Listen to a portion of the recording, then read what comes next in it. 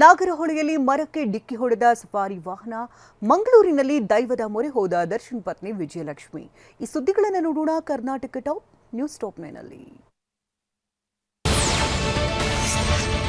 ಬೆಂಗಳೂರಿನ ನಾಗವಾರದಿಂದ ಕಾಳೇನ ಅಗ್ರಹಾರದವರೆಗಿನ metro face 2 ಕಾಮಗಾರಿ ಅಂತಿಮ ಹಂತಕ್ಕೆ ತಲುಪಿದೆ. ಈ ಬಗ್ಗೆ ಬೆಂಗಳೂರು ಅಭಿವೃದ್ಧಿ ಸಚಿವ ಕೃಷ್ಣ ಬೈರೇಗೌಡ ಮಾಹಿತಿ ನೀಡಿದ್ದಾರೆ.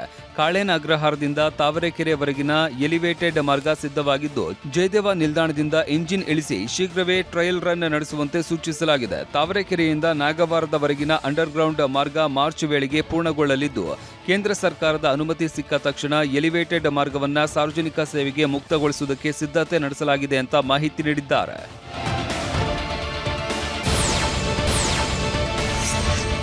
ನಟ ದರ್ಶನ್ಗೆ ಮಾಫಿ ಸಾಕ್ಷಿಯ ಸಂಕಷ್ಟ ಎದುರಾಗಿರುವ ಬೆನ್ನಲ್ಲೇ ಪತ್ನಿ ವಿಜಯಲಕ್ಷ್ಮಿ ಕರಾವಳಿಯ ದೈವದ ಮೊರೆ ಹೋಗಿದ್ದಾರೆ.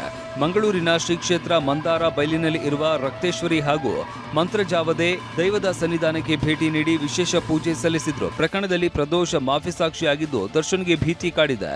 ಹೀಗಾಗಿ ವಿಜಯಲಕ್ಷ್ಮಿ ದೈವ ಸನ್ನಿಧಿಯಲ್ಲಿ ವಿಶೇಷ ಸೇವೆ ನೆರವೇರಿಸಿ ಪತಿಯ ಸಂಕಷ್ಟ ನಿವಾರಣೆಗೆ ಪ್ರಾರ್ಥಿಸಿದ್ದಾರೆ. ಸಾಂಸ್ಕೃತಿಕ ನಗರಿ ಮೈಸೂರಿನ ಅಗ್ರಹಾರದ ರಾಜೇಂದ್ರ ಕಲಾಮಂದಿರದಲ್ಲಿ TV9 sweet home real estate ಎಕ್ಸ್ಪೋಗೆ ಅದ್ದೂರಿಯಾಗಿ ಚಾಲನೆ ಸಿಕ್ಕಿದೆ. ದಕ್ಷಿಣ ವಲಯದ ಐಜಿಪಿ ಡಾಕ್ಟರ್ ಬೋರಲಿಂಗಯ್ಯ ಹಾಗೂ ಖ್ಯಾತ ಶಿಲ್ಪಕಲಾವಿದ ಅರುಣ್ ಯೋಗಿರಾಜ್ ಎಕ್ಸ್ಪೋಗೆ ಚಾಲನೆ ನೀಡಿದ್ದಾರೆ. ಈ ಮೇಳದಲ್ಲಿ ಮನೆ, ಸೈಟ್, ವಿಲ್ಲಾ, ಫಾರ್ಮ್ಲ್ಯಾಂಡ್ಗಳ 100ಕ್ಕೂ ಹೆಚ್ಚು ಪ್ರಾಜೆಕ್ಟ್ಗಳ ಮಾಹಿತಿ ಇದ್ದು, ಸ್ಥಳದಲ್ಲೇ ಬ್ಯಾಂಕ್ ಸಾಲ ಸೌಲಭ್ಯ ಕಲ್ಪಿಸಲಾಗಿದೆ. ಸಾರ್ವಜನಿಕರಿಗೆ ಉಚಿತ ಪ್ರವೇಶ ಮತ್ತು ಪಾರ್ಕಿಂಗ್ ವ್ಯವಸ್ಥೆ ಮಾಡಲಾಗಿದೆ. ಭೇಟಿ ನೀಡುವವರಿಗೆ ಆಕರ್ಷಕ ಬಹುಮಾನ ಗೆಲ್ಲುವ ಅವಕಾಶವೂ ಇದೆ.